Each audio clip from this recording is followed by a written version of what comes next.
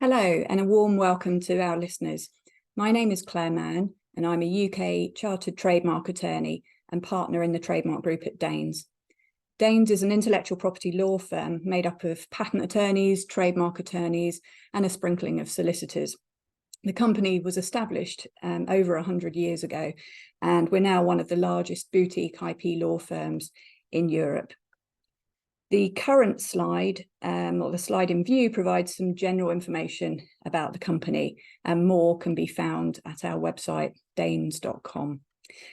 Personally, I was more than happy to give up science at age 16, so I'm not one of the 150 plus highly talented science graduates that we have at the firm, and indeed I don't have a PhD either. However, I have been involved in the trademark attorney profession for over 20 years. And I assist clients from a multitude of commercial fields at every step of their trademark journey. During today's webinar, I'm going to be taking listeners on a whistle-stop tour of the world of trademarks. The first half will look at what a trademark is and why they're important, and the second half will focus a little on international brand protection. So at this point, I'm going to switch off my camera so that you can all focus on the slides. I will return later.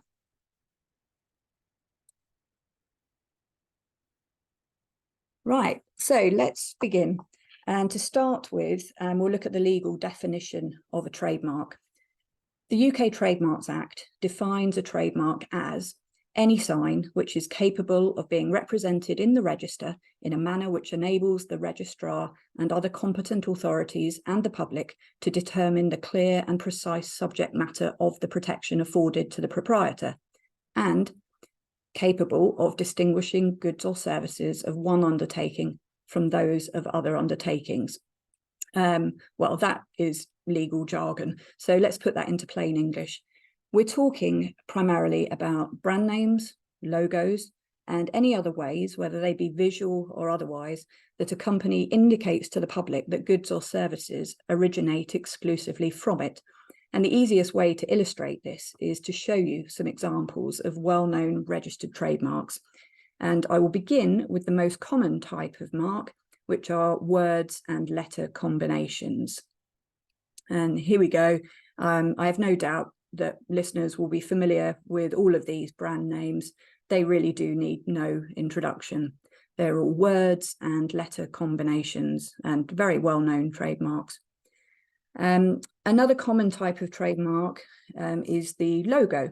And my next slide gives some examples here. Again, I'm sure you'll recognize all of these logos. Some include words and others just consist of figurative elements. Moving on to another type of trademark, we have slogans. Do you recognise these ones? I suspect so, but for those who may be struggling, I can advise that in turn, they relate to Tesco, L'Oreal, Just Do It is obviously from Nike. Once you pop, you can't stop, there's Pringles, and then Red Bull gives you wings, and I'm loving it is from McDonald's. My next slide gives examples of some less conventional trademarks. And here we have shapes, colours, either in general or applied to a particular part of a product or its packaging, sounds and musical jingles. And I would add that this list is not exhaustive.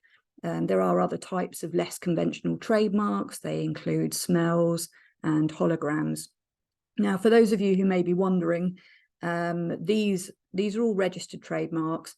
The lilac colour is a registered trademark relating to Milka chocolate.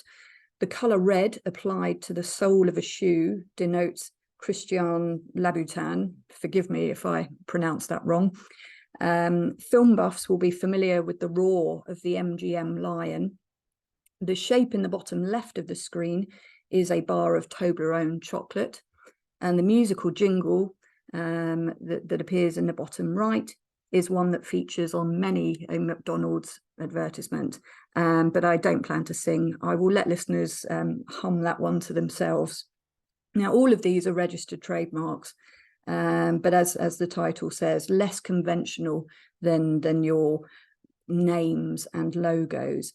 And while these type of trademarks are registrable, in practice, they can actually be more difficult to register than brand names and logos.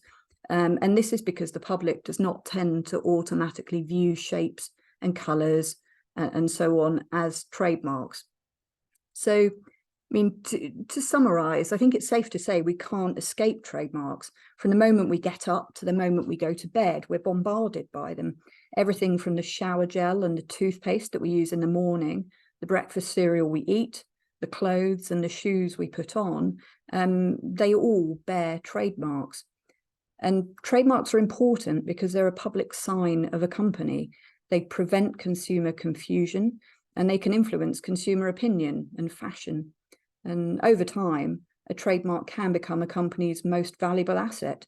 It conveys a message to the buying public without the need for additional words.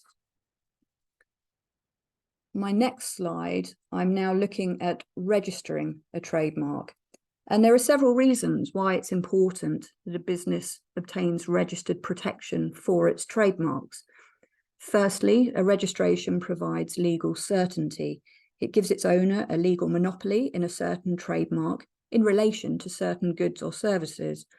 And that registration can be used to prevent third parties using or registering identical or similar marks in relation to identical or similar goods or services. Secondly, it is generally far easier to enforce registered rights than unregistered rights. Now, in the UK and in a number of other countries, the law does recognise unregistered trademarks.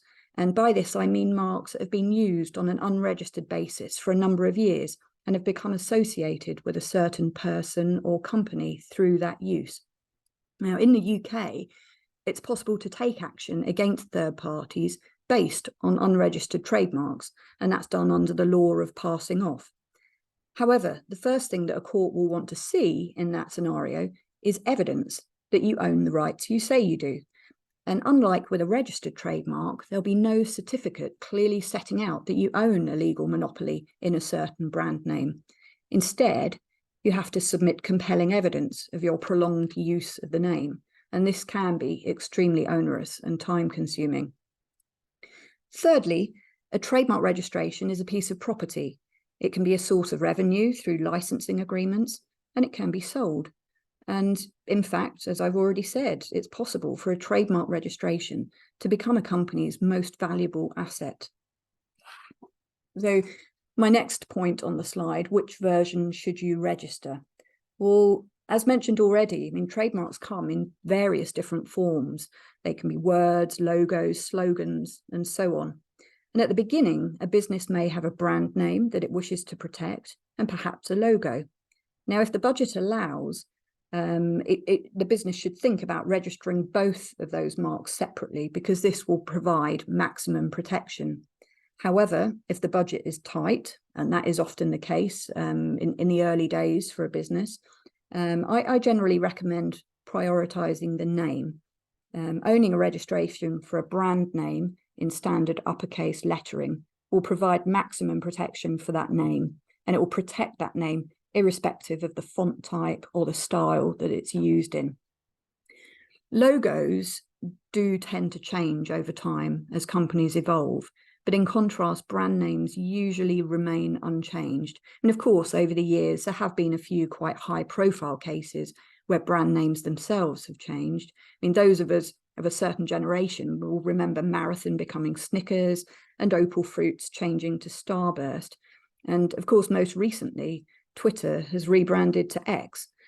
However, changing a brand name still tends to be quite unusual.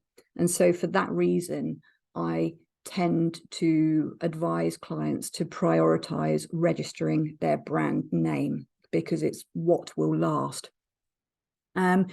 Moving on to my third point on the slide, which goods and services should you cover? Well, when filing a trademark application, it is necessary to list the goods and services that are intended to be offered under the mark. And once the application has been filed, that list can be narrowed, but it cannot be broadened. Therefore, in order to avoid the need to file another application to cover anything that's been missed, a business should think carefully about what goods and services are to be covered. Think about goods which are complementary and possible brand extensions. So, for instance, if a business is planning to offer clothing, is there any chance it might also offer bags in the future? If so, think about including those additional goods in your application. So I'm now going to move on to a focus on overseas protection. Businesses usually begin their trademark journey by securing registered protection in their home country. After all, this is usually where they'll first sell their products or services. However, at some point, many businesses will look to export their products and services overseas.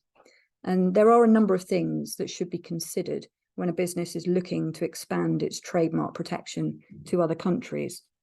So going through the points in turn that appear on the slide. Registered protection is territorial. And probably without doubt, the question I've been asked most over the years is, can I get a global registration? Unfortunately, the answer is no. Most countries of the world have some form of trademark law, and protection in one country does not usually confer protection elsewhere. Now, as you can imagine, the rise of the internet and the rapid globalization that's occurred as a result has caused challenges for trademark law. On the positive side, however, the internet has made it easier for trademark owners to police their brands. So where should you register? Well, as I've just said, trademark registrations are territorial. So that being the case, the more countries that a business wishes to obtain protection in, the more expensive the exercise is likely to become. Therefore, it's important to think carefully about where you wish to register your marks. Think about where you already use your trademark. By that, I mean where you sell your goods or provide your services. Think about where your goods are manufactured. Think about where you intend to sell your goods or provide your services. But I would advise that clients be realistic. You may say you want global protection, but do you really need protection everywhere in the world? I suspect not. Everywhere in the world means Mongolia, Papua New Guinea, the Solomon Islands. I suspect actually when you dig down, you're not intending to sell your products or offer your services in the more far-flung territories of the world. But also be mindful that some countries will have laws in place that require a trademark to be used in order to remain registered. And indeed, most countries will have provisions to enable trademark registrations to be cancelled if they're not used for a certain period of time. So take care when thinking about where you want to register your trademark. Now, the issue of first to file or first to use. Some countries confer trademark rights on the first user of the mark.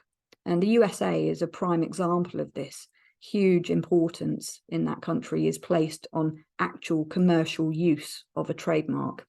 But other countries, such as China, operate a first to file system.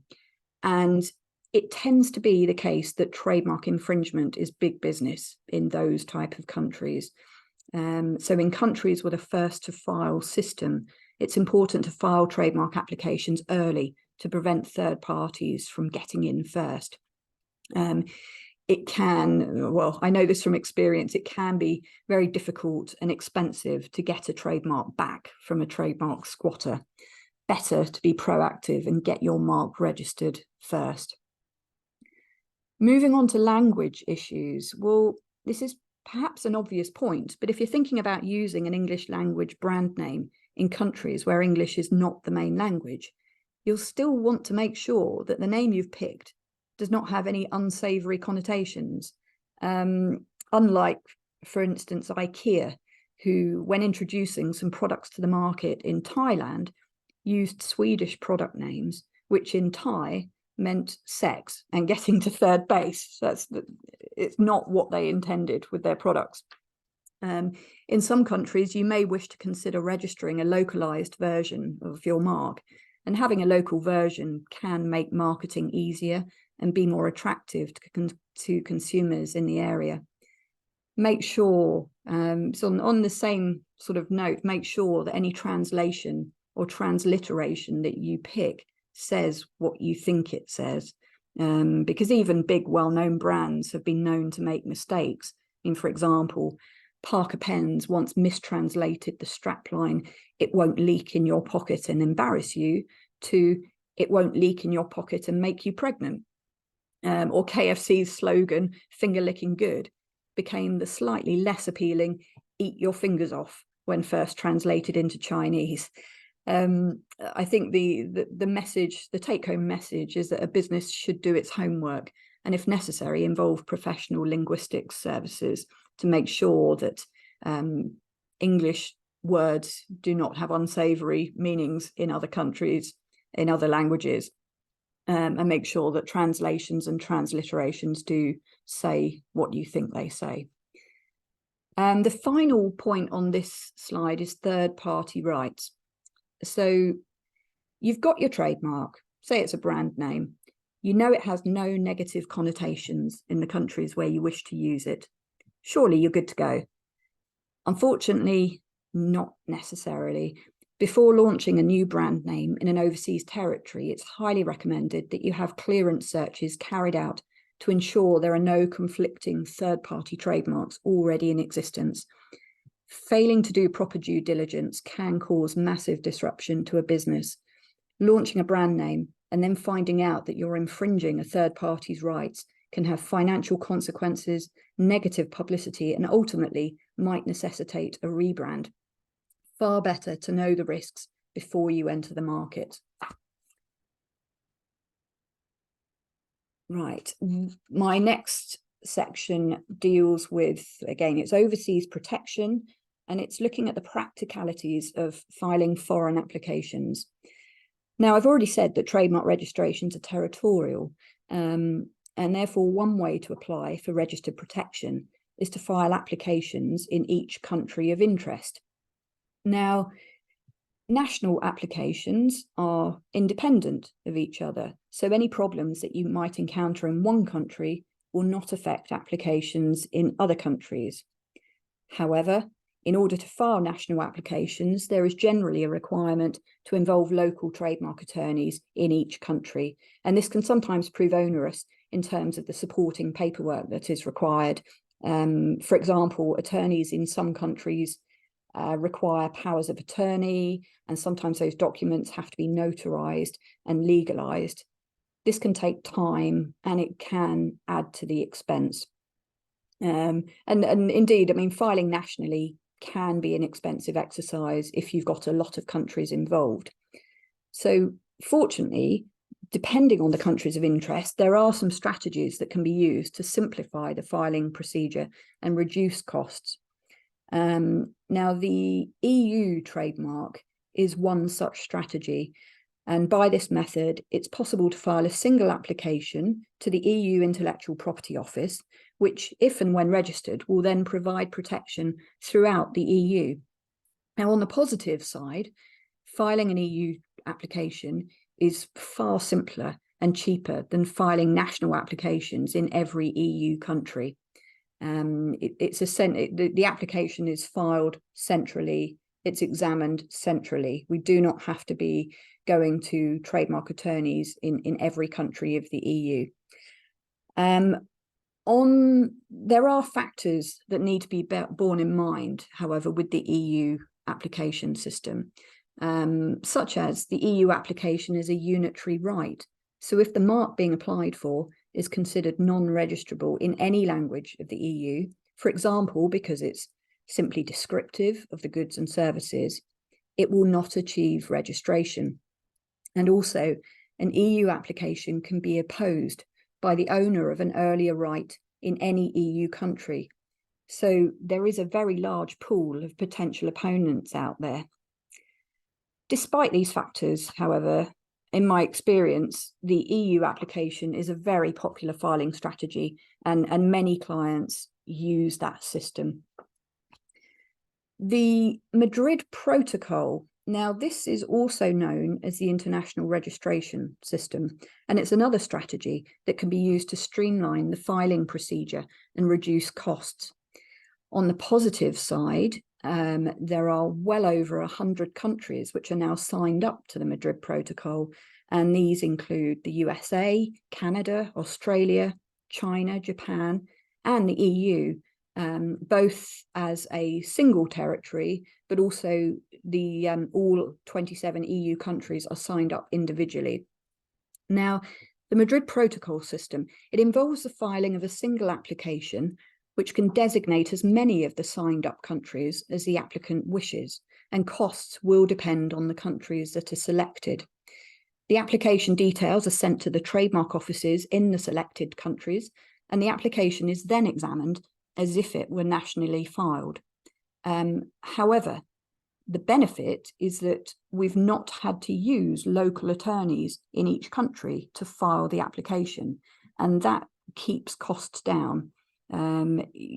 Depending on the number of countries and the range of goods and services, using the Madrid Protocol system can be far more cost effective than filing national applications in each of the countries of interest. And then also on the positive side with the Madrid Protocol, and unlike the EU trademark system, the outcome of the application in one country will not affect the outcome in other countries. You're essentially getting a bundle of national rights, but under the umbrella of the international registration.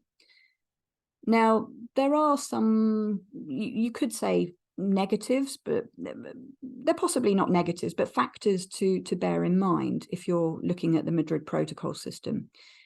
There is a requirement for the applicant to fulfill certain criteria. So a Madrid Protocol application must be based on a home mark. Now, this is a registration or application in the applicant's home country. And the home country must be signed up to the Madrid Protocol. Or it can be an application in another Madrid Protocol country where the applicant has a commercial or industrial establishment. Now, the international registration is dependent on the home mark for the first 5 years.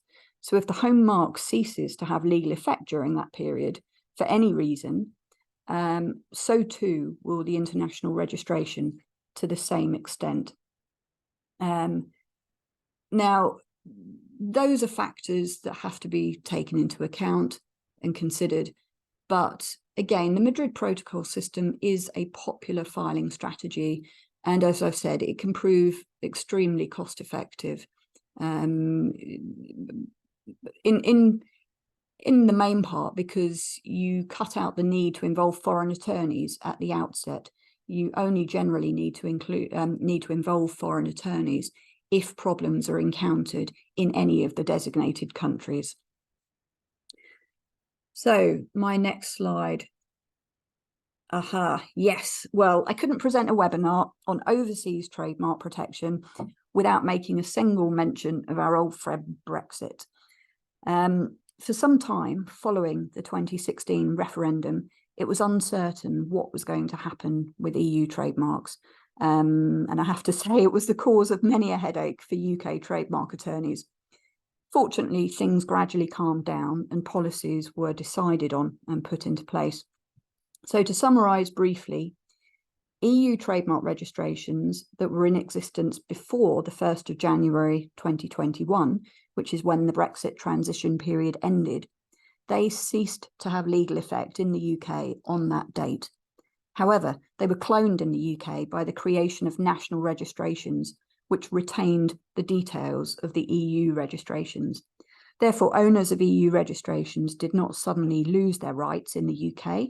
Instead, they found themselves owning two registrations, the EU registration, which continued to provide protection in the 27 remaining countries of the EU, and the UK clone registration. These registrations are independent of each other and require separate renewal. But nowadays, for businesses who are looking to protect their trademarks in the UK and the EU, separate applications are required one for each territory. So I will turn my video back on. Hello again. This brings me to the end of today's webinar. Thank you for listening, and I do hope you found the session useful. If you have any questions, then please do feel free to contact me. My contact details, my email address appears on this final slide. So it just remains for me to thank you again for listening, and goodbye for now.